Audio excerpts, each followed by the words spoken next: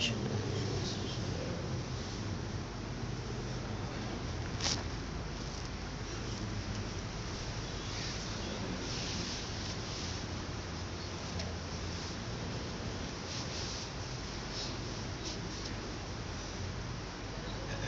masuk pada rukun yang ke-9. Ke-9 membaca tasyahud akhir. Lafaznya ialah At-tahiyyatul mubarakatus salawat thayyibatul lillah.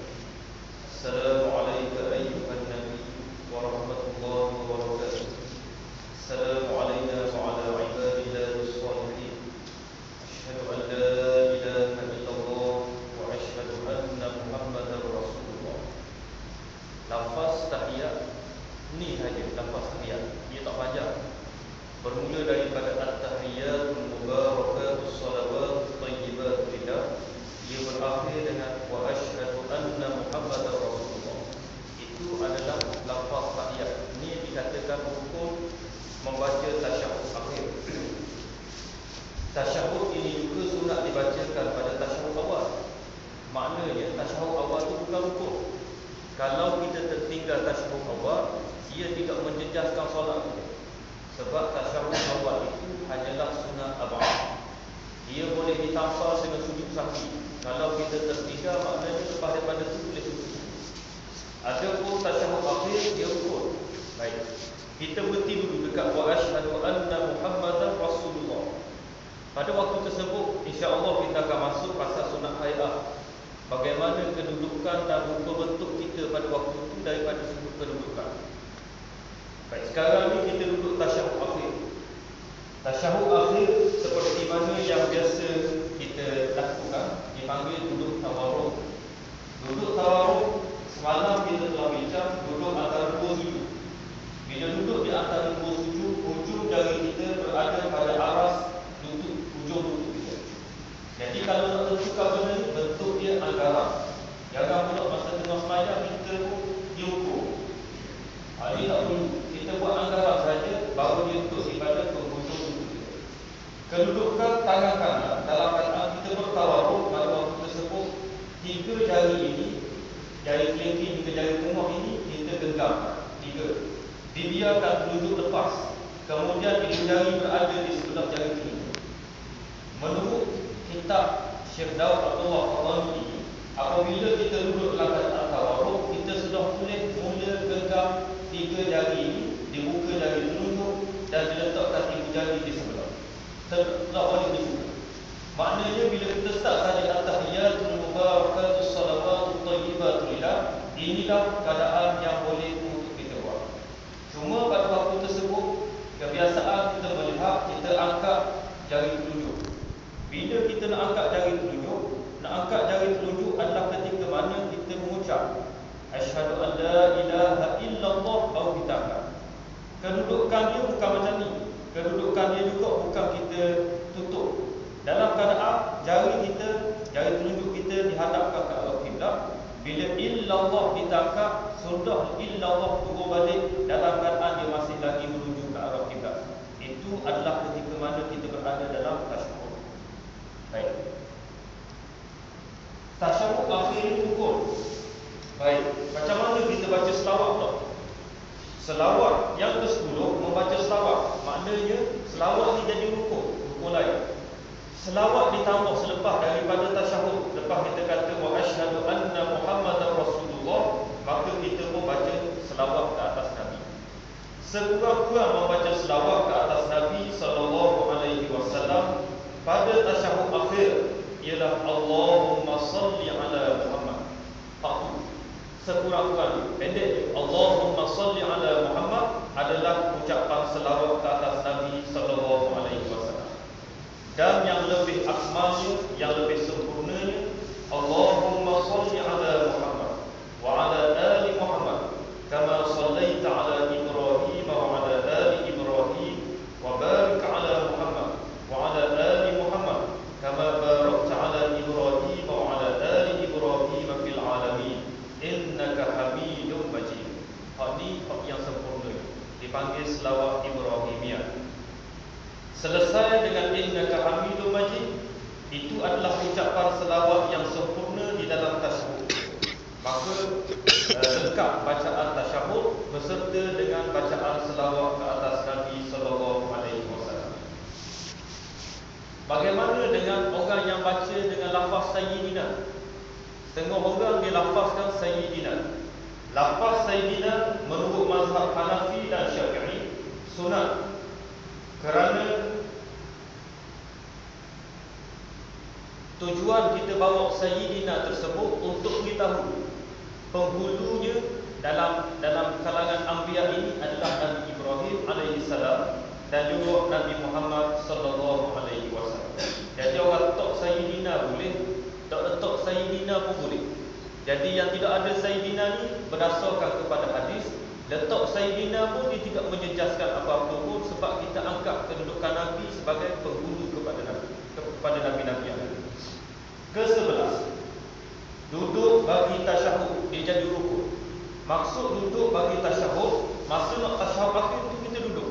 Macam mana kaedah duduk? Tak semestinya tawaruk.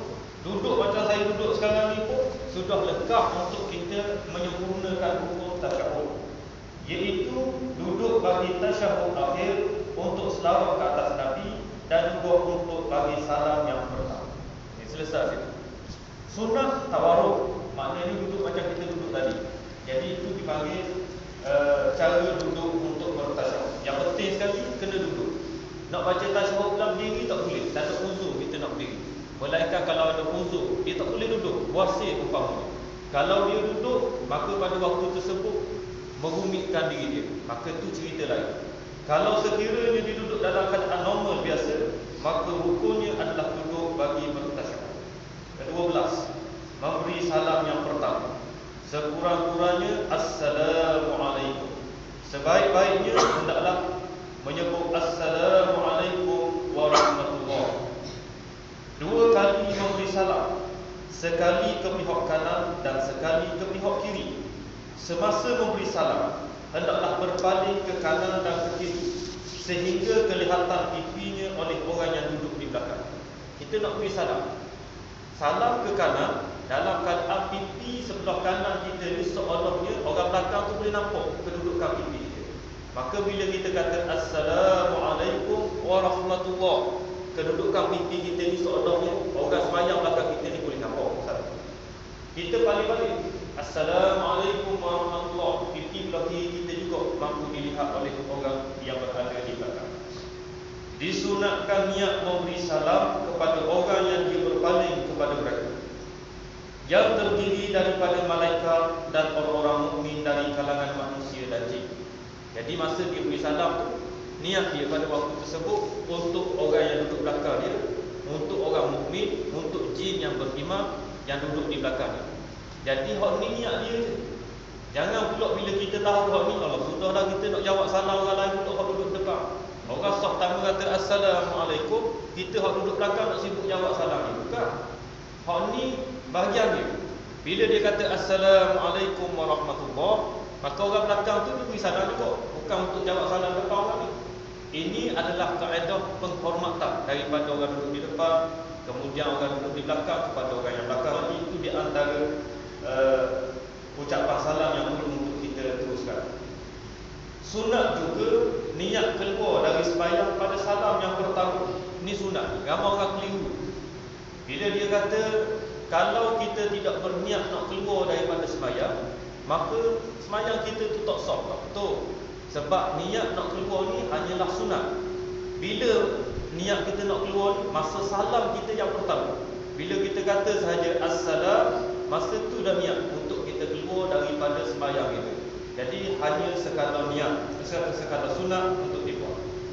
Niatnya itu hendaklah beserta dengan alif assalam, jangan terdahulu, jangan terkemudian. Datang saja assalam tu tersebut, kita dah mari niat kita nak keluar daripada sembahyang dengan berakhirnya salam kita tersebut.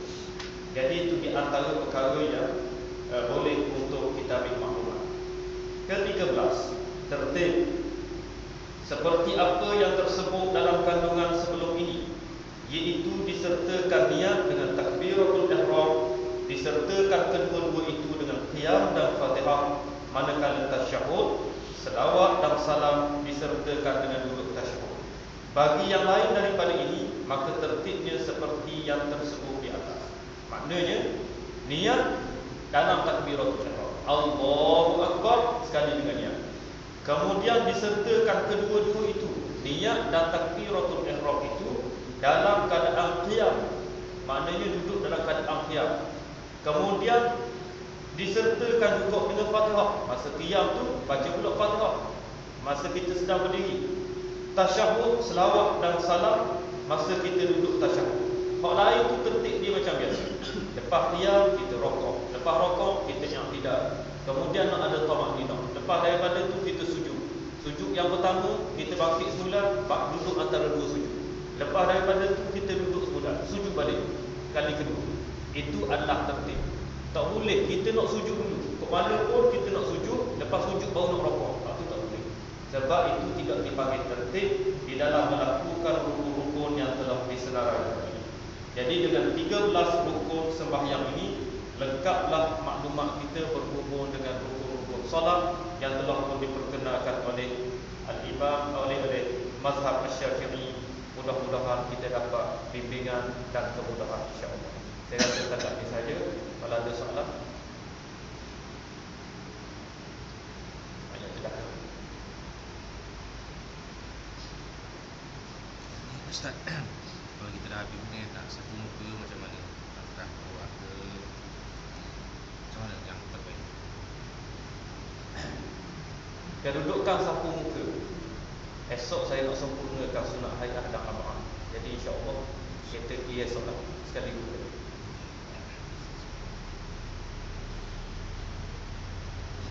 Okey dah, pasal rukun ada apa? Wa huwal muwaffiqu bis-shawab wa huwal hadi ila sabilir rasyad. Kita tutup dengan kafarah.